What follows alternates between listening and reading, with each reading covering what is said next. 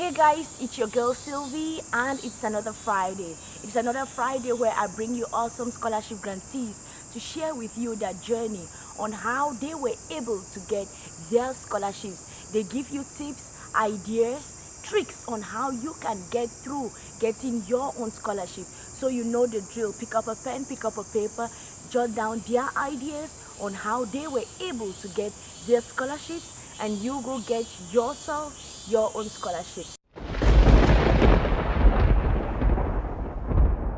So, welcome, Iman. Hi, welcome Sylvie, thank you. Okay, please introduce yourself. Hi, I'm Iman. I'm from Tunisia and I'm under MEXT Scholarship in Japan now. We're probably talking about this, how I got the scholarship. Yes, and what is your major? I'm a master student in environmental sciences. Environmental sciences. Yeah. Okay, alright. So, take us through your journey on how you got your scholarship, because I know that there are so many students who can be trying out there to get this same scholarship that you got, and there are so many students who also apply for scholarships year in, year out. What do you think students can do? What can they watch out for when they are actually applying for scholarships? Okay. Actually, what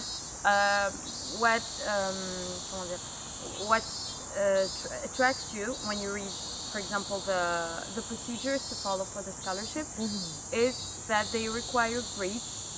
You need to have good grades.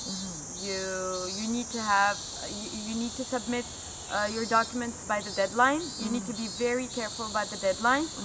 Otherwise, your file would be rejected. You need to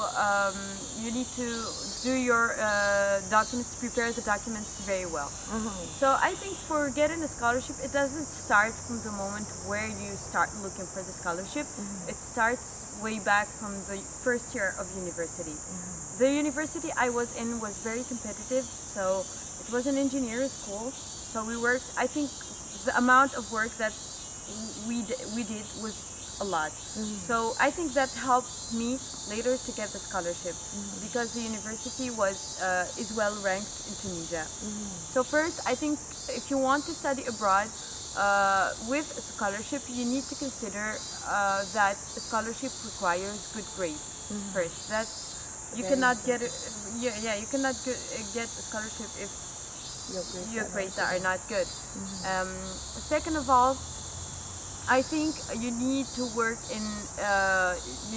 your language skills. Any kind of language you think it will be good for you in your future, either Chinese, Japanese, I don't know, English, French. It depends on your major. So I think your level of this language should be high because it will improve your chances to get the scholarship. So these are my first two things, my first two advices. First, you need to know that yes, you can get a scholarship, because actually I feel there is a psychological barrier between people and getting a scholarship. It seems like it's an impossible thing to get. And I thought I say this because I thought so. I thought like it's difficult to get a scholarship. Like a lot of people will apply. Why would they choose me? Like, you know what I mean? It's probably hard to get a scholarship, and probably it's not fully funded because you think about that. For example, if you can get a scholarship which is not fully funded, not like MEXT, but still, I looked for a fully funded scholarship. So it was like, it's impossible. I don't think I can do this, and etc. etc. But first, you have to break that psychological barrier. Is that you have really start looking for a scholarship? Because scholarships really are out there. It's not all that you can need is actually to be in compliance with their requirements. That's it. Second, I looked for the scholarship. I found like Japan offered scholarships for students who want to carry a master's degree or a PhD or even undergrad. So then I talked to my friend of mine, Iman. You know her? Yeah, I know. Because I know she got the same scholarship, I think. So second thing is that you try to build the network around your scholarship. find people who already got the scholarship, Yeah. who are applying for scholarships, because if you exchange tips, if you exchange advices, you probably will improve your chances to get the scholarship, because That's some things that people who are already applied or being accepted for the scholarship will know, and probably you will learn from them. Yes, that's true. Yeah. Very nice. So, most of these students, I know that the research proposal is also a very important phase. It's a very important document that they really, really consider it when students are applying for this scholarship. So, as an experienced scholarship grantee, what do you think students can do? Where can they get information? How can you guide them when they are writing like their research proposals? Actually, the research proposal mostly reflects what the student is interested in. So first, anyone who will apply for the scholarship and has to write a research proposal needs to know, to have a broad idea about the subject he will or would work on. So first, my first recommendation is be interested. Look for, I don't know, for example, if your field is English literature or environment, for example, for me, because I talk about myself, it's environment, so I will probably look at some environmental issues in Tunisia, or any part that can be interested for me, and then take it from academic part. What has been done. I remember that I reviewed some scientific papers about this to get maybe more precise idea about the research proposal. And then you can look on internet about research proposal samples. Try to keep also a good relationship with your professors, with your previous professors. They can help you a lot. They can correct your research proposal. They can give you some other tips about how to write a research proposal. And probably they can even correct your research proposal. So first you need to focus on what you want to work on, and then writing the research proposal, I think, will follow. But first, I think the most difficult thing is to be not focused, is to be fixed on the kind of research you want to make. I think it took me some time to figure out. Yeah. So if you look, for example, in your environment and you see a need, from there you can actually see something that you're interested in, then you can build from there.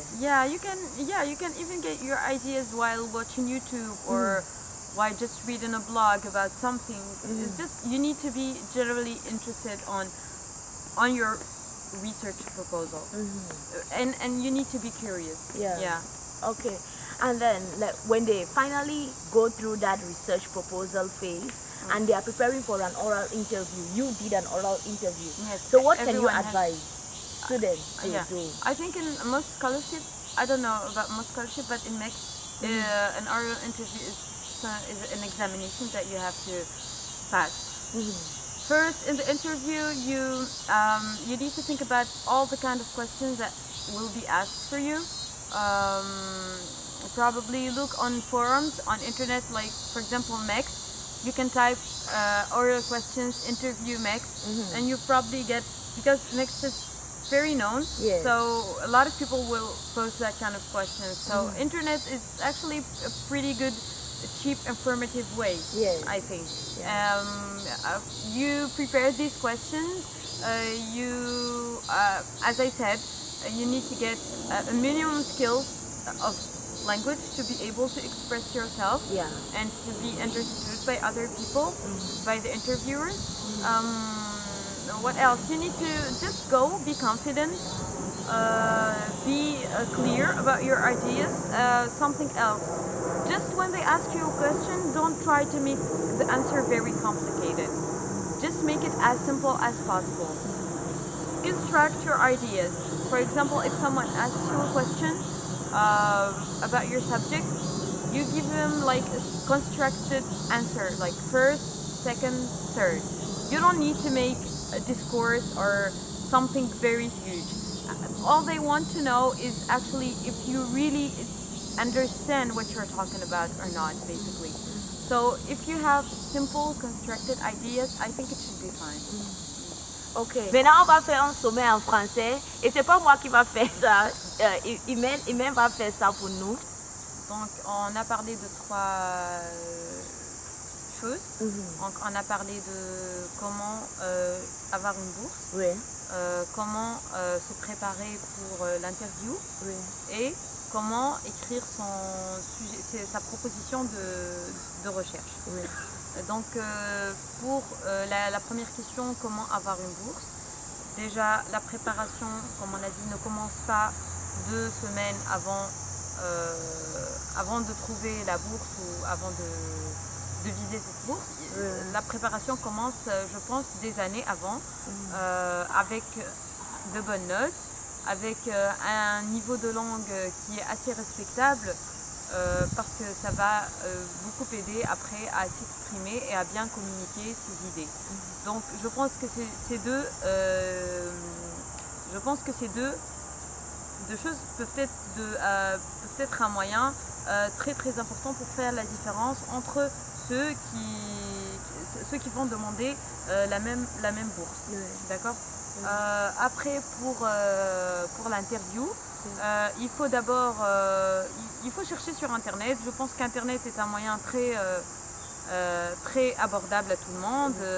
On peut se connecter sur Internet maintenant très facilement. Donc il suffit juste de taper sur l'invite Google les questions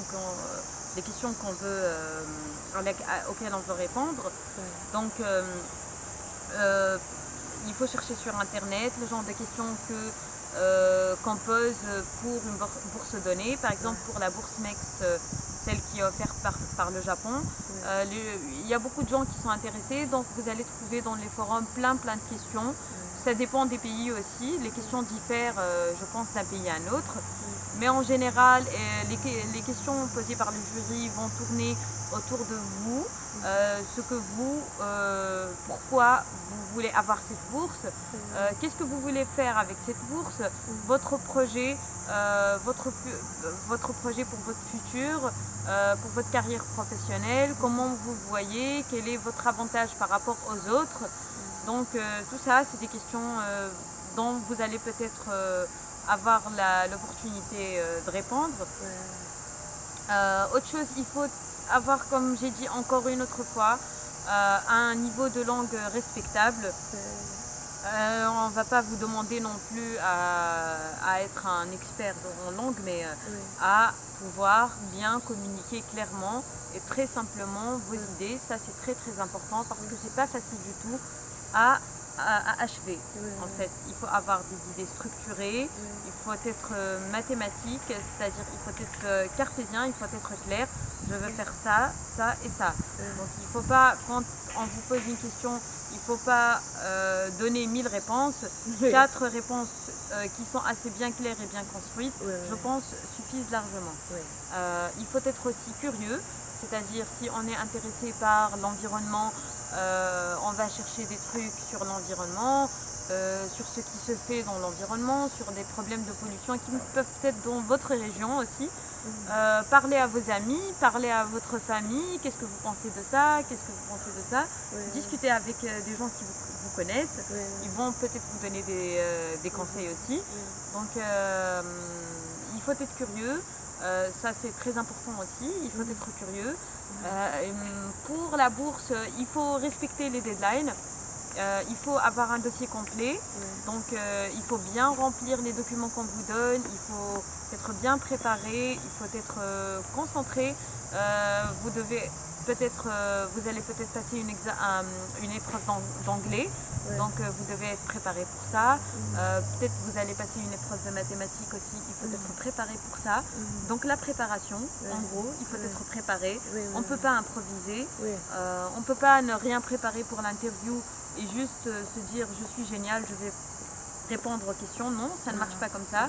Il faut être bien préparé pour ça et comme j'ai dit, il faut être construit et bien défini dans sa tête avant pour que vous puissiez en fait convaincre le jury qui va vous poser des questions. Autre chose, pour le sujet de recherche, il ne doit pas être non plus précis à 1000%. Et vous allez peut-être le changer après avoir obtenu la bourse. Donc oui, vous pouvez le changer. Ça dépend de la bourse, ça dépend de votre professeur, mais vous pouvez le changer, le modifier, etc. Donc ne soyez pas non plus perfectionniste.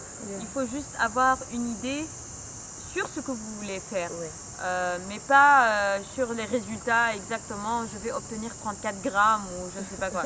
Donc il faut avoir une idée qui est assez bien construite, comme j'ai dit, qui est assez définie, qui est assez réaliste et qui est assez convaincante pour le jury. Par exemple, on m'a demandé pourquoi je veux travailler sur ce sujet en particulier et pourquoi j'ai choisi le Japon et pourquoi, etc. etc. Donc, on demande toujours pourquoi tu choisis peut-être quel pays. Pourquoi, oui. Par exemple, pour le Japon, ça c'est une question que je suis sûre que vous allez avoir, donc je suis sûre que vous allez avoir, c'est pourquoi le Japon. Je pense que tout le monde a été posé cette question. Pourquoi le Japon et pas notre pays? N'importe pays. Pourquoi ce pays-là? Parce qu'en fait, une bourse, ce n'est pas seulement les études, c'est peut-être votre vie qui va changer avec cette bourse. Vous allez changer peut-être de pays. Ça c'est un autre conseil. Si vous demandez une bourse pour aller étudier à l'étranger, il faut aussi savoir le prix que vous devez aussi payer, parce qu'une bourse, c'est vrai que c'est très bien, c'est une très très bonne opportunité, mais vous allez devoir quitter votre famille, votre environnement, votre entourage, etc. Donc je pense qu'il faut être préparé psychologiquement pour ça, qu'il faut être assez prêt et qu'il faut être vraiment convaincu parce que avoir une bourse et après dire non, c'est quand même pas très bien pour les autres qui ont demandé la même bourse que vous, parce que c'est comme si vous avez pris la place d'un autre puis l'avoir laissé comme ça. Donc il faut être bien préparé psychologiquement si vous obtenez la bourse et que vous allez devoir quitter votre famille. Mais et c'est pas facile. C'est pas facile de quitter la famille et tu viens ici, tu es seulement seul. C'est pas facile. Non, bien sûr que c'est pas. Il faut être bien préparé psychologiquement. Donc je pense que la clé c'est la préparation psychologique et la préparation tout court. Que ce soit psychologique ou la préparation du dossier, etc. Il faut être motivé, il faut avoir confiance en soi et se dire oui, que c'est possible d'obtenir une bourse, que c'est pas quelque chose d'impossible. Donc voilà, je voulais juste souhaiter un bon courage à ceux qui sont en train de chercher des bourses ou ceux qui veulent étudier à l'étranger ou avoir une bourse dans leur propre pays. Bon courage et bon travail et merci à Sylvie pour cette chaîne. I think it's very helpful to get some tips if you're looking for a scholarship. Merci à vous, au revoir. Okay, thank you so much guys for watching. Iman came, Iman showed us so much love. She shared with you her tips on how she was able to get her scholarship. Pulling from her experience, she told you how do you do when you are actually looking for a scholarship generally. What should you do when you're trying to write a research proposal? How do you strategize when you're actually preparing for an oral interview? She shared those ideas with you. We thank her so much for sharing with us. And you know I do videos every Friday, Saturday. Fridays I bring awesome scholarship grantees like Iman to share with you their journey on how they were able to get their scholarships. So if you're a student out there and you're looking to study abroad and you don't know how to go about it financially, make sure you keep on checking this channel. Every week I bring new students, those who had scholarships before they came to whatever foreign country it is, or those who came without scholarships and had to actually find their way throughout. I also bring them to share their journey with you and how you can survive financially studying abroad. And also on Saturdays I do very light-hearted fun videos, so also do well to check the channel. Remember to rate, comment, like, subscribe. And from Iman and I, bye bye.